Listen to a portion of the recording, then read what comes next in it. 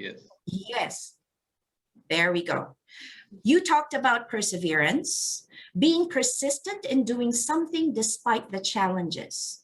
That is the meaning of perseverance. What if I keep hitting a brick wall?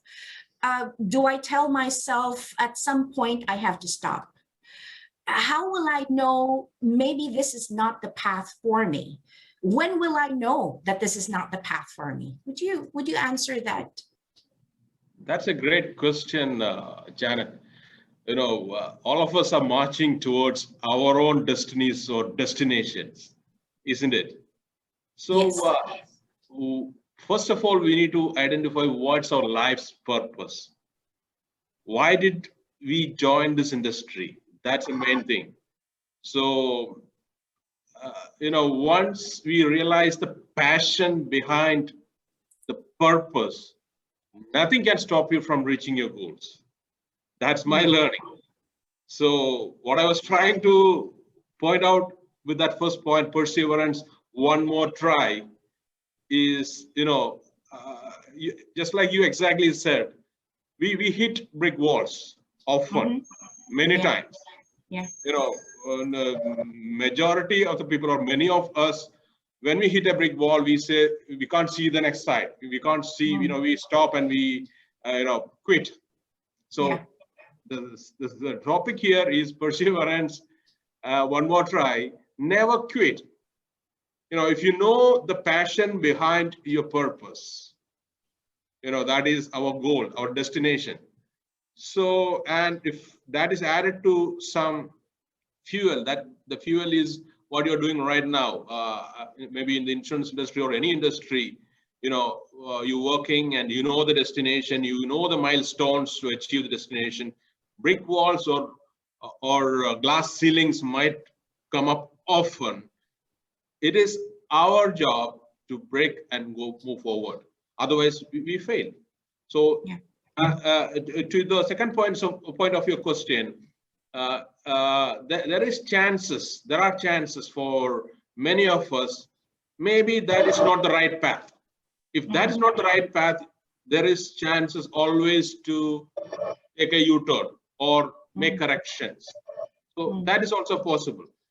But in my talk, the person who introduced me or recruited me to the business, you know, his perseverance, not my perseverance, made me to get into the industry.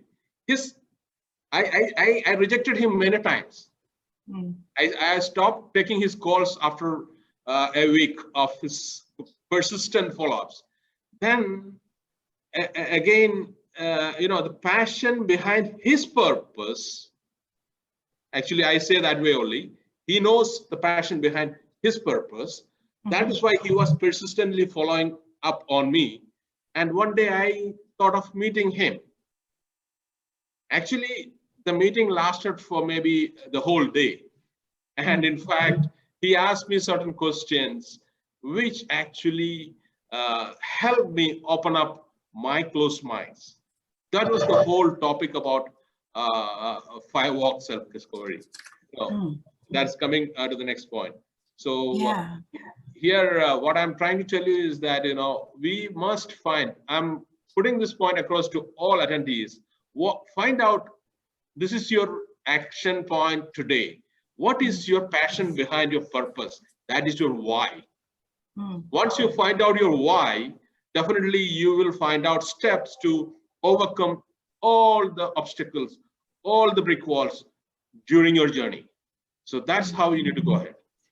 And probably one thing that I would, you know, specify with your experience with the gentleman who introduced this business to you is, it's not just his passion, but he also saw something in you. He saw your potential.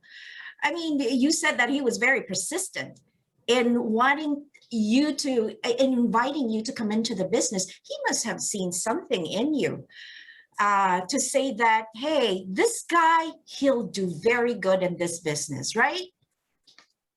Exactly. See, same way we see the client perspective. When we prospect our clients, you know, we see opportunity to do big business or whatever, to make him as a client. So we keep on following up. This is the point which I would like to raise in front of all the advisors. If you know, no, we all make cold calling, right? Okay, so what happens when you do cold calling after some time? When you get rejections, many people say, oh, it's a brick wall coming always and I can't move forward. But if you know the 11th call which you're making today is going to give you a 100K business, are you willing to hear 10 no's? Nobody knows which call is going to give you the big business, right? Or the right client. So that means we have to scratch, this is just like a scratch and win.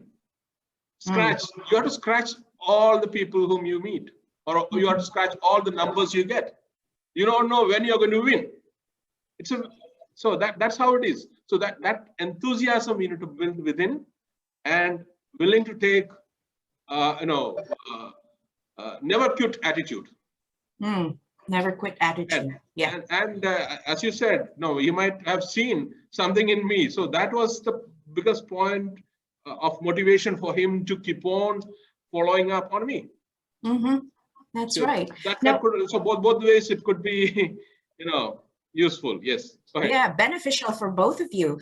On yours, point number 2 in your talk, you shared about your personal experience with firewalking. Now, for those who don't know what firewalking is, it is an act of walking barefoot over a bed of hot embers or stones. It has been practiced by many people and cultures in all parts of the world, with the earliest known reference dating to the Iron Age in India, circa 1200 BC.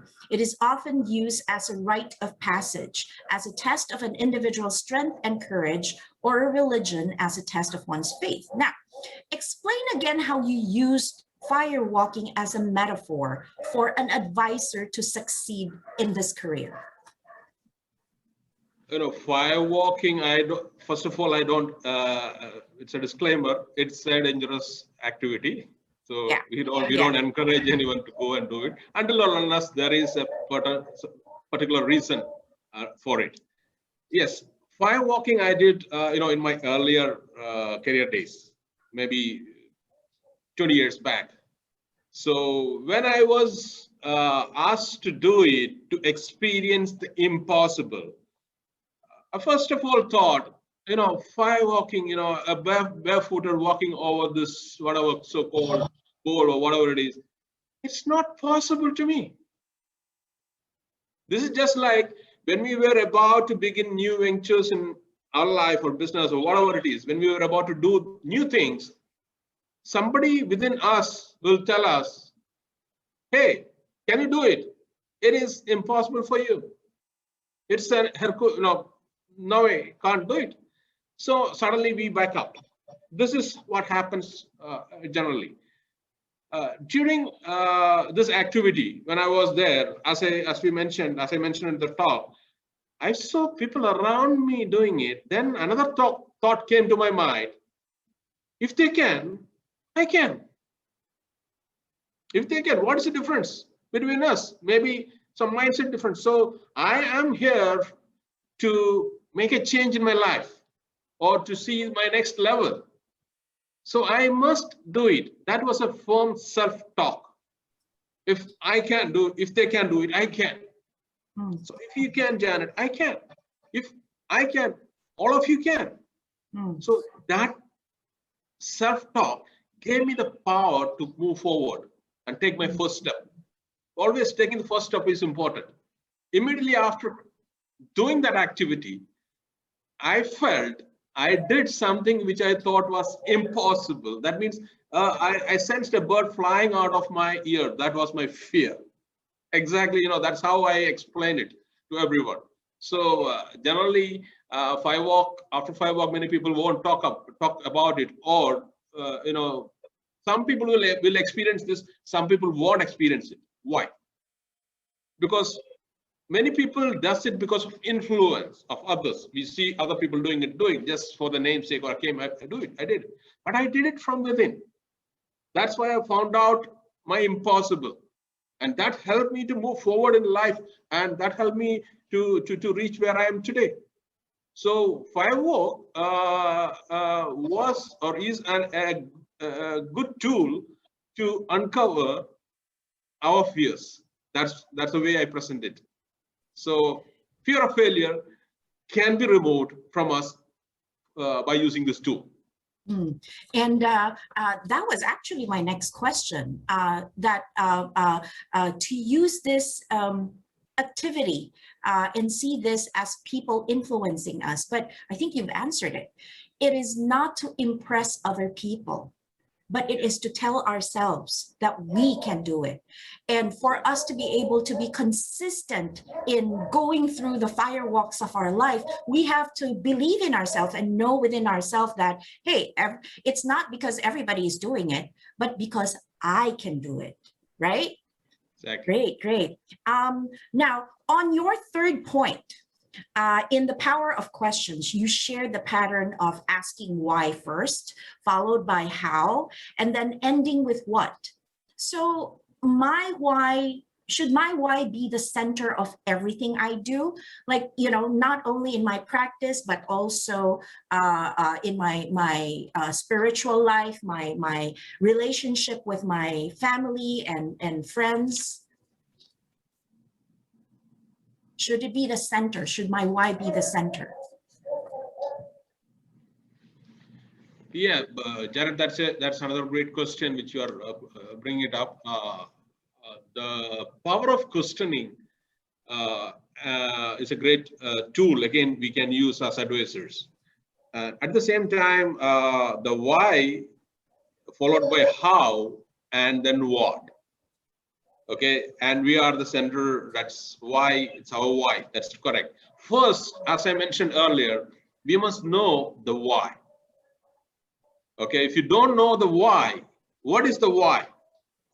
I say passion behind our purpose. That is our why. If you don't know your why, you don't know where you are heading to. That's the first thing. In business, in personal life, you should know where you are heading to.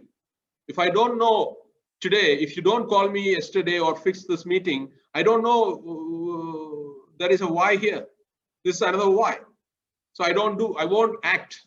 So why followed by action, that's how to achieve that why. That means the next steps or the path towards achieving the why. And what stands for what is that final destination which you are going to achieve or which you are going to reach? That you have to see today. If you don't see today what you're going to achieve tomorrow, you will not take action. So it is very important to ask this question to all of us: why, how, what are you going to achieve? At the same time, I would like, a power of questioning. In the power of questioning, I would like to share again. The senior advisor asked me a question. Okay, that was so powerful. So that is why, again, that is the most important point here. The power of questioning. How committed? He asked me, how committed are you towards your family? For information, I was a negative person about insurance those days. He was asking me, how committed are you towards your family? Are you committed to them as long as you live or so long as they live? If I'm taken out of the picture today, how can I make sure my family will have a sound financial future? It's a great question to open up insurance, whatever products we sell. Yeah. So this will help the client to see their future. Okay, if I'm taken out of the picture today, what are the consequences your family will be going through tomorrow?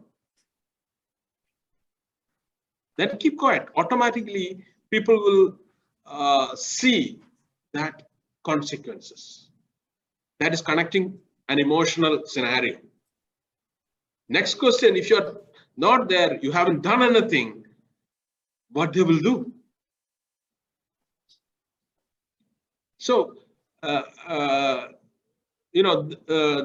this type of soft questioning with spin, I hope you all know the spin technique of sales. If you don't know, please learn that. Very important. Spinning in front of the prospect, they open up their closed minds. That will help us to move forward and help them do perfect solutions for them.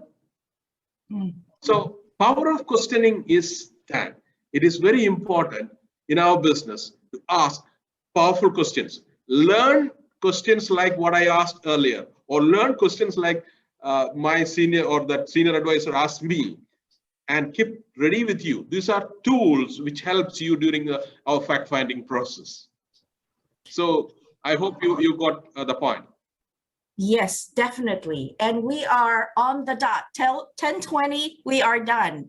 Thank you so much. Ladies and gentlemen, that was Cherian John from Abu Dhabi, UAE, a 12-year qualifying and life member of the MDRT, and he spoke on MDRT Speaks. The title of his talk was FIREWALK to Success. Thank you very much, Cherian. Thank you, Janet.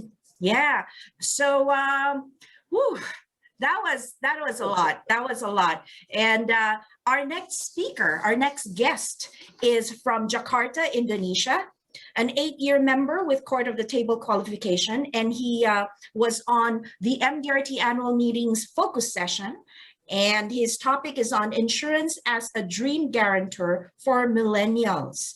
And somebody amongst our participants will be moderating the Q&A for you this morning, who is not a millennial. No problem. I specifically assigned her to you because she and I, both not millennials, would like to learn how to reach out to millennials. So ladies and gentlemen, we have Glen Winata and Vien Solon Latonio from Philam Live. Take it away. Thank you. Hi, Glen. Hi, Glen. Thank you, Ms. Janet. Hi, Glen. Hi. Okay, so right now, this is one of the topics that really caught my my attention during the meeting. No? This is something that I also want to learn. I'm sure a lot of our audience also would like to hear about this. No? So first and foremost, Glen, can you please expound more about insurance as a dream guarantor for millennials? All right. So, as we know that young generation or millennials, as we call it, actually they are usually wants to grow their wealth as fast as possible. Am I right? After they graduated from college, they got a job. The information now is already open, so you can learn how to invest in the market, in the cryptocurrency right now, right? And in different places, maybe like property, like now, property, you can invest a small part of it. You can buy, back on those days, you have to buy one property. If let's say you want to buy a house, you have to buy one house, right? But now we have a technology. One house can be bought by maybe 100 people. So that's the culture nowadays, right? So it is easier for us now to invest and to grow our wealth. But a lot of millennials forget to insure themselves first. Health care is really important for us, right? Because if let's say we invest our money directly to create our wealth, it's like we're building our wealth in the mud. The mud is not stable. It can collapse all the time. It's the same if we are not buying health insurance at first. If we buy health insurance, then we create our wealth. If something happens, we will definitely have our wealth. Our wealth will not go anywhere. Our asset is still there, right? But if we don't have health insurance, yes, maybe we have more assets than if we buy health insurance at first. But if something happened, we lost all of them, right? So that's the key point of my talk actually in the MDRT annual meeting. Yeah. Okay, thanks for that, Glenn. Right. So we have identified that millennials are people born between the years 1980 to 2000. Okay? So talagang we don't belong to that year anymore, Miss Janet. So in my personal opinion, it is less challenging for someone like you, a millennial, yourself, to approach prospects of your generation. So how would you advise the professionals of a more senior generation in their initial approach with these younger prospects? Okay, I think that's an interesting question because you know what? I was first joined insurance industry when I was 22 years old. And my question is always, how can I approach senior generation? So it's always been a problem, right? Vice versa, always like that. So yeah, so back then when I approached my millennials friend, you know, they actually, if you're come from senior generation, you have more experience. Am I right? So you can say, based on my experience, you know, I have friends who are not buying insurance, and now they got sick, they lost everything. I think that's more powerful for young generation to hear from senior generation. But there's one problem. I think this is problem that happens to all households in the world. Actually, millennials or children doesn't want to listen their parents. Is that right? Oh, right? So, you know, why? Because parents usually they told the children, but not giving any example, right? Or not explaining why you should do this. So, so if you're approaching millennials, don't act as a parents, act as a friend, right? Tell them that, hey, you know, I'm your friend. I just want to tell you some stories. This is based on the fact, you know, I'm not your friend. I'm not pushing you to buy anything, you know, just act naturally, you know.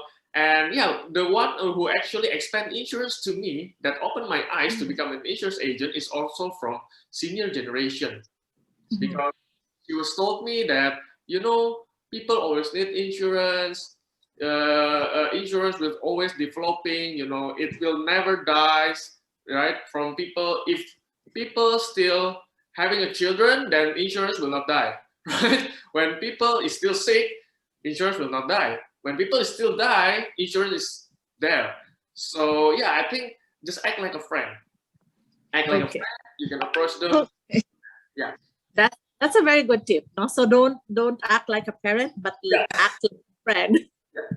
Don't lecture them, but inspire them. No, as what you've said, like our experiences, right, Glenn? So in your talk and during the annual meeting, we also heard that you really made use of a lot of stories. Yeah. Okay. So Glenn, I think it's also safe to say that even across cultures, almost all millennials have one similar mindset, and that's to keep building their wealth. So actually, even me personally, that's one of the challenges that I experience. You tell them about risk management first, but they really want to prioritize building their wealth. So what would be the best approach, or any best practices that really works on making the millennials understand the importance of building the foundation first of their financial plan through risk management? Okay. What do you think? What's that phrase or word or language that will really we can really get through that? Okay, so yeah, that's a good question actually. You know, younger generation, they will tell us that, hey, I'm healthy, you know, right? I do sports, I exercise every day. I think I will not get sick. And yeah, I think I'll focus on building my wealth, on building my assets. You know, I always tell story. As you say, Fian, I always tell story, and I'll give you the latest story. This is just 1 week ago.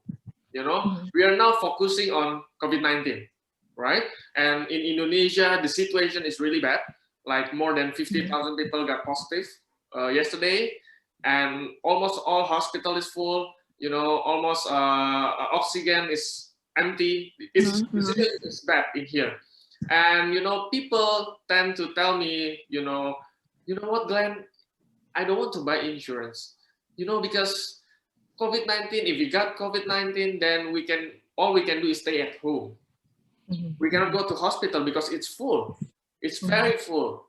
And then I say, hey, don't forget, COVID-19 is only one of the disease, and it is temporary. I mean, maybe 1 year from now, 2 years, 3 years, we already got the medicine, right? And we also got a vaccine. And my friend said to me, this has happened like 3 months ago. And my friend tell me that, that's okay, Glenn. And I said, there is another disease that will still can get you, right? Like cancer, like heart attack and everything. And then she said, I'm still young, no worries about that, I'm building my house. That's what she said. I'm building my house. The progress is now 80% and I need a lot of money, So buying insurance is not on my list. Then I said, okay, it's up to you, because I'm already telling the story. And last week, she was diagnosed with cancer. Yes, it's true story, And then she said, "Then I want to buy insurance." I said, "I cannot, because you already got the cancer, right?" And then she said, "My house progress is stopped. 80% the progress, and now it's stopped." And I said, "That's why I tell you, the foundation of our life, of our asset, is insurance, health insurance. Then after that, you can buy all the thing you want. That's to make sure insurance as a dream guarantor for you. Your dream is to build a house, and insurance is a dream guarantor for you." That's the story. And I'm pretty sure when I tell this story to other friends, they will think, right? So I always do story, as you said, Vian. And that's the latest from my side. Yeah. Okay, so that's the best strategy. It's really storytelling, right? Yeah. So with this pandemic, Glenn, I also, I see this pandemic as an eye opener to everyone. Yeah. Like what I always say to people, that there are 3 things that can happen to us, all of us, whatever age, whatever culture, whatever religion, right? It's one of these days we will all get old, get sick, and die. Yes. Right? But this pandemic proved that illness doesn't choose any age anymore, doesn't choose any culture. So like you, Glenn, I am one of those who really promote medical benefits, and this comes in 2 types: of critical illness and the healthcare. Yes. So one also of my dilemma now is, if a millennial is working on a budget, which one should I offer first? A critical illness insurance or a healthcare insurance? Okay. And why? Yeah. So I think the foundation is for sure health insurance or healthcare insurance is for sure, because critical illness, they will not cover like accident, right? And then if sometimes, like in Indonesia, we have a dengue fever, right? And it's a very common disease in Indonesia. Like you got bit by a mosquito, we even don't know which mosquito it is, and then you got dengue fever, right? And then the bill is actually around $2,000 to $5,000, and it is not covered by critical illness, right? So if you have a budget, right, a small budget, just start first with the healthcare, then we can move on from there. I think that's okay. Yeah. Okay, that's a very good point. But Glenn, if they have a current medical benefit, like from an employer, if they have any healthcare, then they can now proceed to having a critical illness. Yeah, sure. But sometimes the health benefit they get from the company is not really good. I mean, you have to check. Some of them is okay, but some of them is not really good. So we have to check first. And if we got from the employer, right?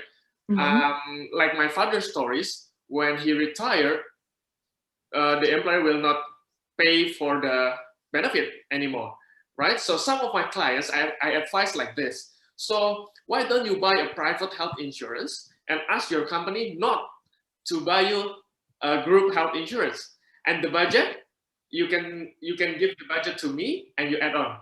So some of my clients do that and they're happy with that. Yeah. Okay. Yeah. Okay. Thank you, Glenn. So, do you still have time, Ms. Janet? Do you have any questions? Okay. Glenn, how about this situation wherein millennial says, I'm still saving up for a goal. I want to buy a condo. I'm getting married. I want to start a business. If I set aside part of my savings to buy insurance, it will take me longer to reach my goals. So how can I start reaching my goals if I start using it for my insurance? So how should we? Yeah, that's a good question. Yeah. I think that's an objection I got almost every day, right? As you said, I want to buy this, I want to buy that, blah, blah, blah, blah, blah. As we know that in financial planner, we have some posts of our spending money, like we have savings, right? We have investment, and then we have insurance actually for emergency fund, right? And we have actually small part of it, actually it's small part, like 10% to have fun, right? In financial planner, we have that, right? So insurance money, you take it from having fun. So if your budget is limited, you take from having fun, just like this, Like in my country, to get a S-Charge insurance plan for millennials is around $100 a month. It's about like that.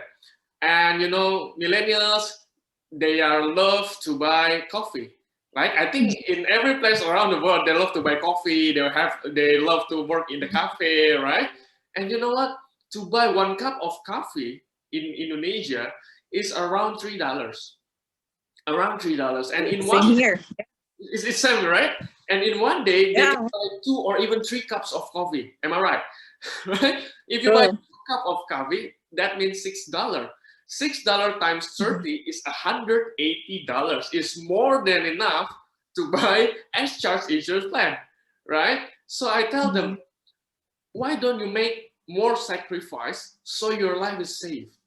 I don't say that you cannot have coffee, right? But you can make your own coffee, right? That will be cheaper for you. There's a lot of expenditure that actually millennials do because of the trend, right?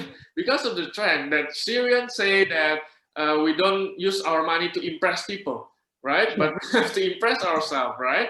So there's a lot of things like t-shirt, like shoes, like a gadget and everything. Why don't we save a small part of our money, right? If you buy an iPhone with the installment, let's say $150 installment per month, it's considered cheap. But if you buy insurance, $100 is considered expensive. So yeah, we all have to open our client's mindset that this is the foundation of your life. That health insurance is the foundation of your life. Yeah. Okay, thanks for that, Glenn. With your sharing, one thing is very clear: all the ideas, even what age do we offer insurance, are just. But one of the things that I really got from you, it's the kind of approach that we need not to use for millennials. So that's it's stuck in my mind now when you said don't act like a parent when you're an older one, but act like a friend, like just sharing stories to them so they can really understand and appreciate what insurance can do.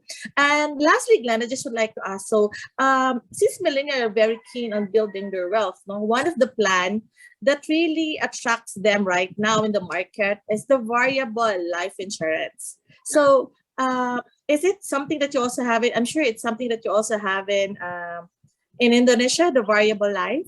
Yeah. You mean the one with a term, something like term life, right? Yes. Yeah. The unit link. Unit link. Yeah. Yes. Yeah. Okay. So I'd like to ask your opinion too. So when you start building your foundation or your foundation for a financial plan in terms of risk management, which one would you recommend first? Would it be a variable or a unit link insurance wherein it comes with investment, but it also comes with a risk? Or would you position a guaranteed insurance in the form of a traditional, the ordinary life insurance? Okay. So for me, all the products have pros and cons, right? So for example, like traditional, there's some products that the premium is increasing all over the time, right? You have also like fixed premium, but you have to pay more. Yeah, and if unit link, so let me tell you some story. In Indonesia, most of our product is unit link. So like in the past 3 or 4 years, the company start to launch the traditional product again. You know, so I've been working with unit link for a long time. So what I tell them, what I tell my clients about unit link, that this is not the investment you want. So let's say you're in Sun Life, in Pru Life, like in a Philam Life, right? So let's get some example like Philam Life maybe. So Philam Life is insurance company with investment on it. Am I right? Not an investment company with insurance in it, right? So the main goal is insurance. And the investment part is if, let's say, you are in emergency and you cannot pay the premium, then you can hold for temporary, right? Use your account, your investment to pay your premium. So the investment in unit link, you cannot use it for investment. It is not investment. So forget it. I mean, if you buy a unit link, this is just for insurance. And if you have more in investment, there's a bonus for you, right? So that's what I've been working around for like 8 years in my career. And nowadays there's term life. And I also ask them if they want a term life, because some of them are really good in investment and they are more conservative, right? So for those kind of clients, I give them the term. So both products have pros and cons. I think all products. Yeah. Okay, I like what you said, Glenn, right? That's very true. All products has its strengths and weaknesses. But if millennials are so keen on about building their wealth, we just have to emphasize that BUL is not the investment that they're looking for. It's still insurance. Exactly. It's still insurance. Yeah. But here, it's the purpose of the investment is in case you cannot pay, then you can go on a premium holiday, and you don't have to worry because your protection will still continue. Exactly. Right. That's right. Okay. Thank you so much, Glenn. So thank you. So Miss Janet, do we have any questions from the audience? Yes, we will accommodate questions from the chat box later on after our third speaker. So thank you so much. That was Glen Winata with our very own Vien Latonio from Philam. That was a very meaty 15-20 minutes talk. Now we move on to, again, the only rose in our 3 guest speakers. I don't want to say that Glen and Cherian are thorns because they're very good friends of mine. We have from Singapore, a 7-year member with Court of the Table qualification, Miss Nadia Wijatno, who spoke on MDRT Speaks about using qualitative approach to review your business. And with her from Pru Life of UK, we have assigned Mr. Louis Gimenez to ask the questions. Louis, Nadia, welcome. Thank you, Janet. Thank you, everyone. Thanks for having me here. You are most welcome, Nadia. Glad to have all 3 of you here. It's really, truly a privilege for everybody to listen in on all of your sharings. Now, Nadia, we have to admit that your segment in the MDRT conference, well, personally, it's one of my favorite talks that I listen to.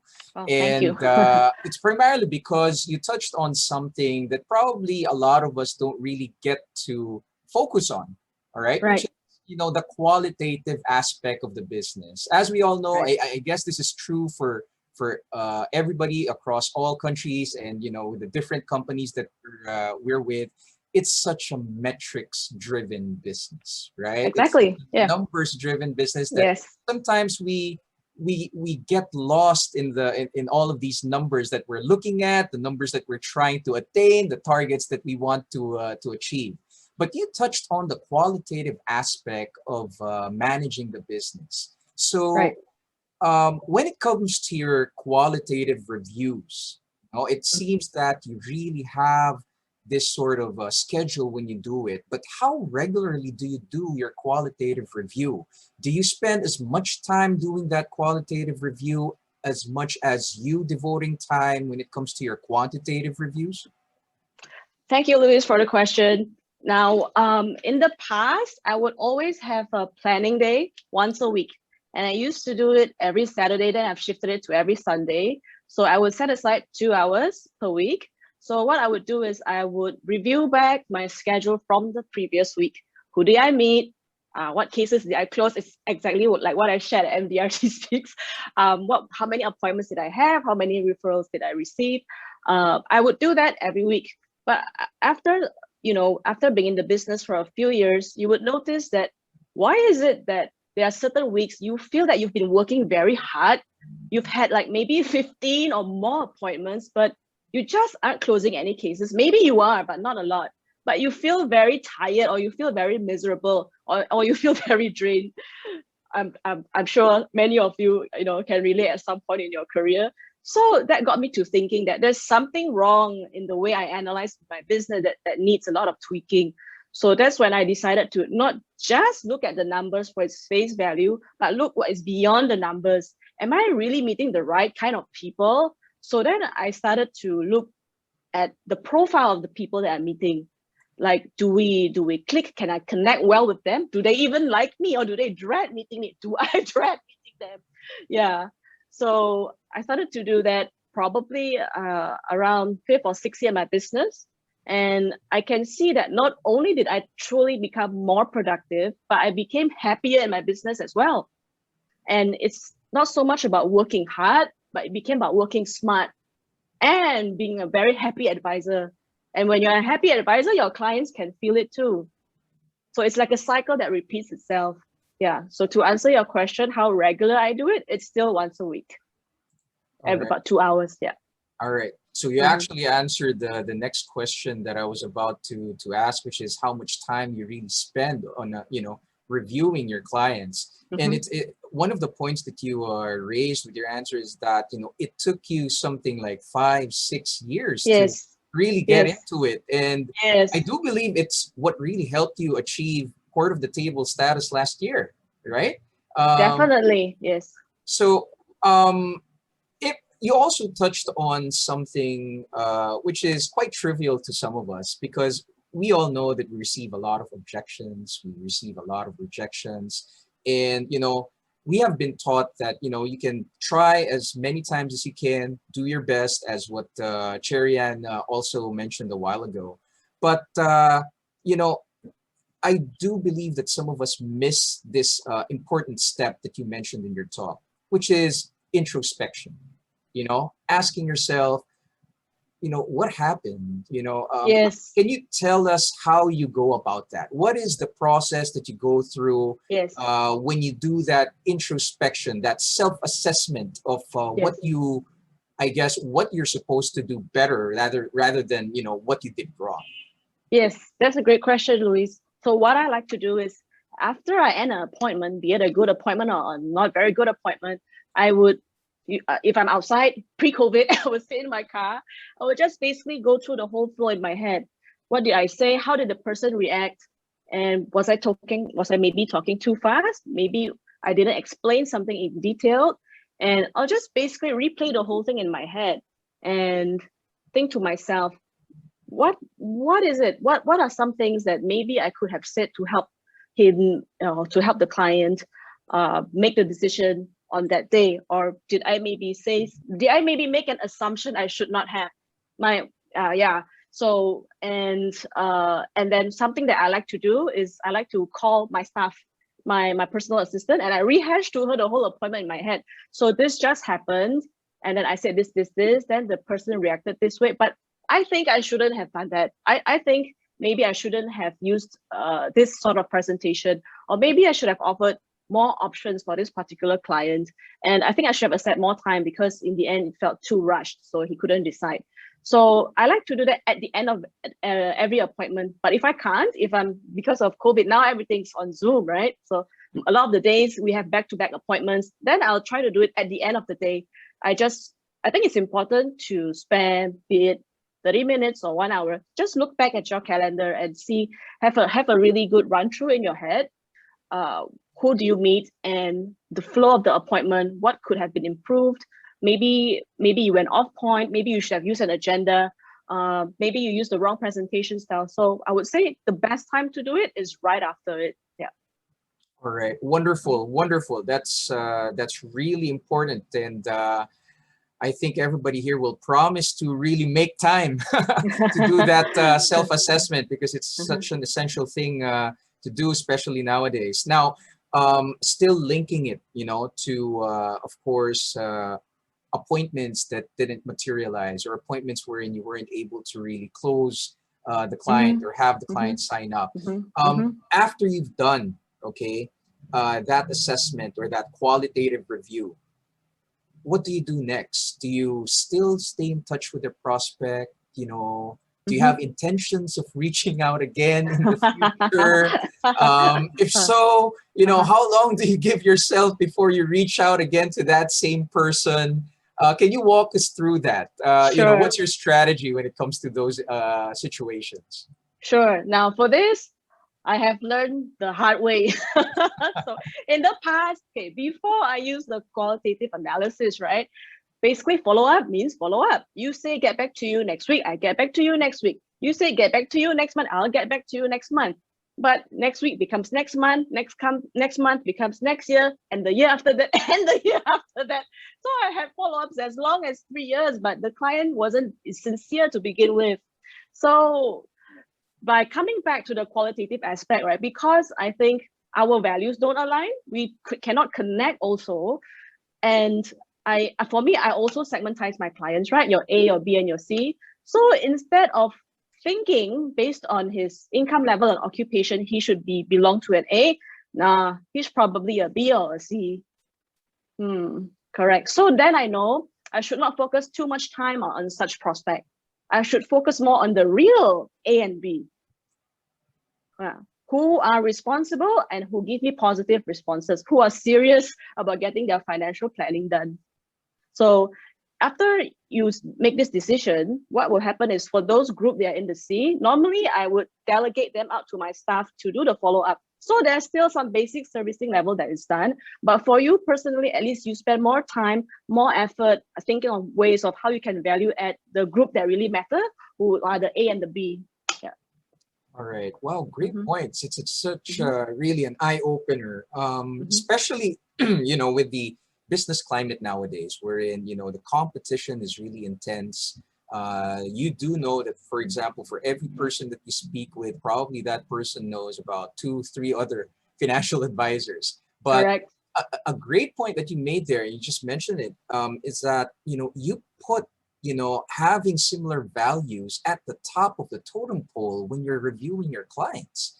And, you know, maybe, and as you said, you know, a second priority would be what his or her job would be, you know, how much money they're making. That's such a great point that you made there. And it really will make everybody here think about that. Now, another question that I would like to ask you is, when you're doing that, of course, policy review with your existing client, okay?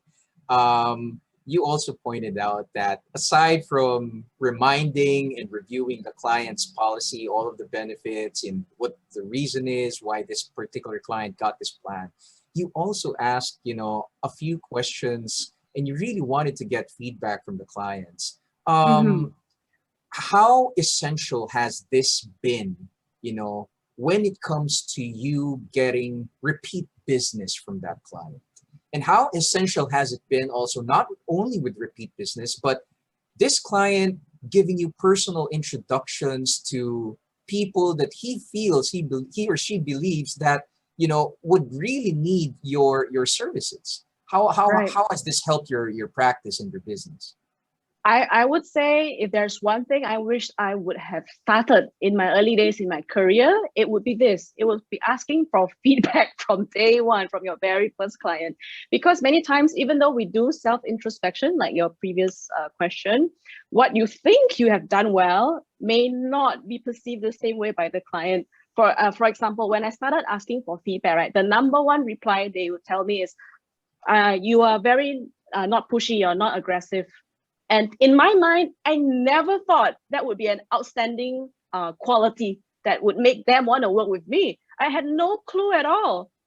So I think asking for feedback is super, super important. And it's pretty funny because at times when I do my self-review, when I worry that, oh my God, maybe I've overstepped, maybe I was too aggressive. But then after they became my client, I asked them this question.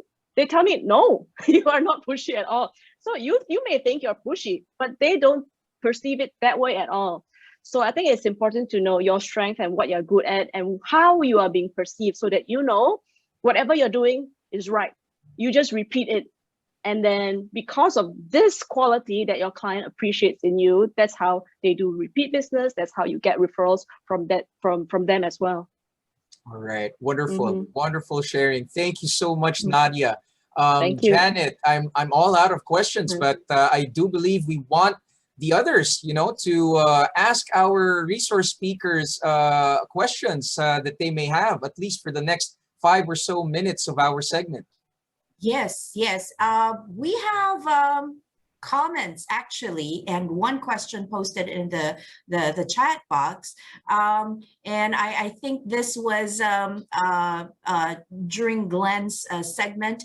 Either the children do not listen to us parents, or even the parents do not know, hence are not able to teach about these things, insurance and investments. So I guess that means, Glen, please, if you agree with me, it is not just informing or educating the millennials, but also the more senior generations about insurance and investments, about proper financial planning, right? Yeah, I agree with you, Janet. So let me tell you some stories in my early days, you know, when I approach millennials, you know, they only can afford a small amount of premium. Of course, they're starting their business, they start working, so they can only afford small amount of premium. So in my first and second year, I thought, how can I approach bigger clients? Then I got an idea to approach their parents. So the millennials that are already my clients, I say to them, hey, I want to meet your parents. Will you make an appointment for me? Because you know why? If I go directly to parents, they will not hear from me. Hey, you're a young man. I more understand than you, right? So I asked my friends, then if you have already a children and your children ask you to meet their friends, then you will say yes, right? And when I come, actually, I'm pretty surprised because some of them, they are not understand yet about the importance of insurance and also about the importance of life insurance and also investment. So yeah, I mean, as you said, Janet, it's correct, it's true that we need to also educate the senior generation that insurance is really important for them, and yeah, to make it align with the younger generation as well. So yeah, I totally agree with you, Janet. Thank you, thank you. And we have one comment, and this is when Cherian was speaking about FIREWALK to success. She said, how is the action plan? Correct, Cherian?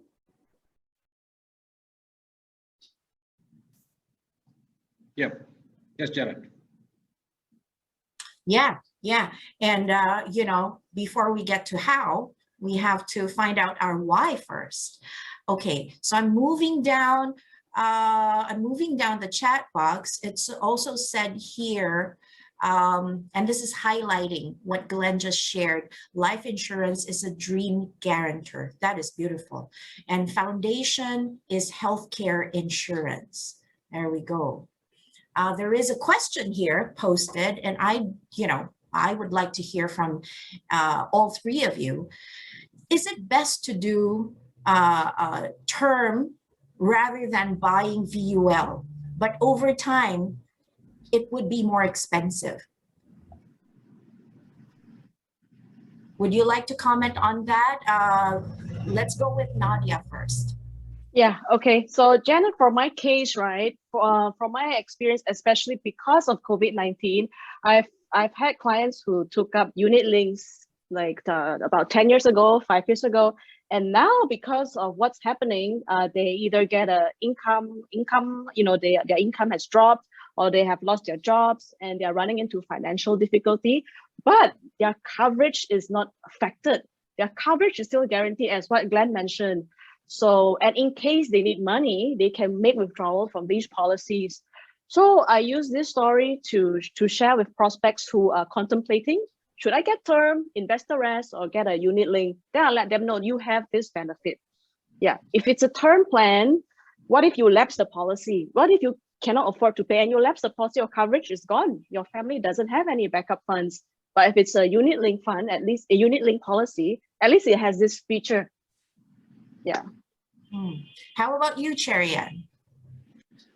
See, always when we compare term insurance with whole life insurance, we must pitch that term is a temporary scenario, just like renting a house. You pay the premium for a year, and if you don't renew it, that's gone. But when you look at the unit linked or the whole life propositions, take it as just like a mortgage payment for next 10 years. Once you finish your mortgage payment, what are you going to get? The ownership is transferred to you. You become the owner of the house. So does a whole life insurance can serve the client's whole term of the prospect or the client. So once you explain this difference, definitely majority of the people look into the whole life proposition of the business than term insurance. Also, term insurance in reality, the actual claims paid is less than 5%.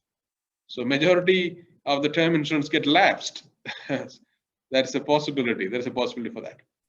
I hope I explained. Yes, thank you. Glen? Yep, I agree with Nadia and also Cherian. As I mentioned before, that all products have pros and cons. Yeah, I think what Nadia explained is very true. During this COVID-19, there's a lot of my clients also have financial difficulties, but their policy is still safe. So yeah, I agree with Nadia and Cherian as well. Thank you. Thank you. Another question. I know I promised this will, will be done by 11, but this is, I think, a very important question, and it is addressed to all three of you. With a plethora of new age investment vehicles like crypto, Axie, etc., how can we still effectively leverage and teach our clients that insurance or protection should still form the foundation of their wealth building strategy, especially with a younger generation? They are so focused on short-term returns. Let's start with Glen. All right, that's a very good question, actually. Simple answer, because no other instrument in this world can replace insurance. That's it, right? So if you talk about investment, you get profit like 100%, 200%, that's good, right? But if you're sick, the investment company will not pay for you, right? If you die, the investment company will not pay for you, right?